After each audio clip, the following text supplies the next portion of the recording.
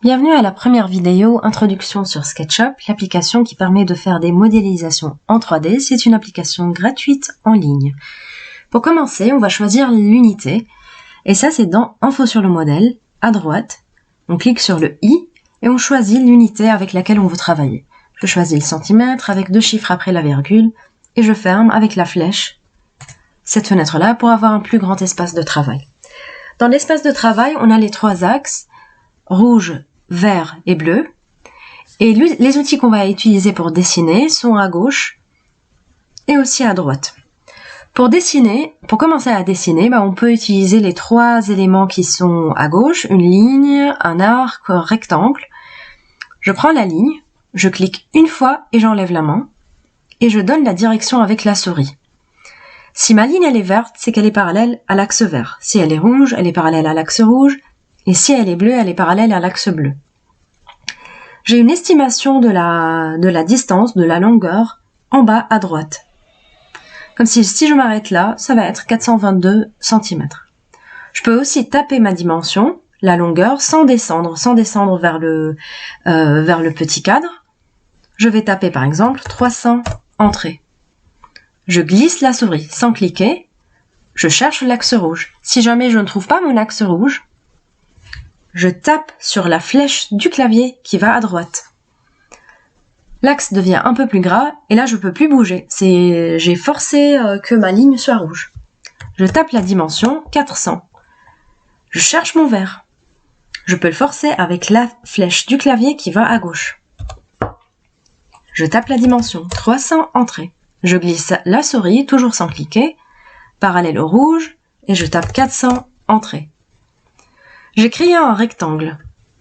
Pour naviguer autour du rectangle, je peux zoomer et dézoomer avec la souris. Je peux appuyer sur la molette de la souris et glisser la souris pour pouvoir tourner autour de mon objet. Donc vers le bas, vers le haut, à droite, à gauche. Et je peux aussi cliquer sur Shift, la majuscule qui est en général au-dessus de Contrôle, et appuyer sur la molette de la souris. Et ça me fait une main, et ça me permet de naviguer de façon latérale. Pour sélectionner, j'approche de la ligne et je clique. Elle devient bleue. Quand je sélectionne une deuxième, la première se désélectionne. Je peux sélectionner aussi la face, la surface, il y a des points bleus qui apparaissent pour confirmer que j'ai sélectionné ma face. Je peux aussi sélectionner en créant un cadre. Je clique sur la souris, sur le bouton gauche, je reste appuyé et je glisse à droite. Il faut que mon objet soit entièrement dans le cadre pour qu'il soit sélectionné. Dans ce cas-là, je vais avoir 2 lignes. Si je fais la sélection de gauche à droite, il n'y a pas besoin d'avoir l'objet entièrement dans le cadre, il suffit de à peine le toucher. Par contre, dans ce cas-là, je vais sélectionner 3 objets. La ligne, la deuxième ligne et la surface. Pour désélectionner, je clique dans le vide. Pour donner une volumétrie à mon espace, à mon rectangle, je peux utiliser l'outil qui s'appelle pousser-tirer. Je clique sur la face, une seule fois, j'enlève la main et je donne une direction vers le haut ou vers le bas. Et puis je tape la longueur, donc la distance, 200 entrées.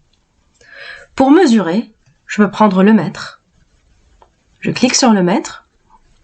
Je cherche, je clique sur l'extrémité d'une ligne et je vais dans la direction de l'autre extrémité, mais je ne suis pas obligée de cliquer. En s'approchant tout simplement, je vais avoir la dimension à côté de mon curseur. Vers la hauteur aussi, 200 cm. Je peux tourner. Je clique, et là je vais mesurer vers le milieu.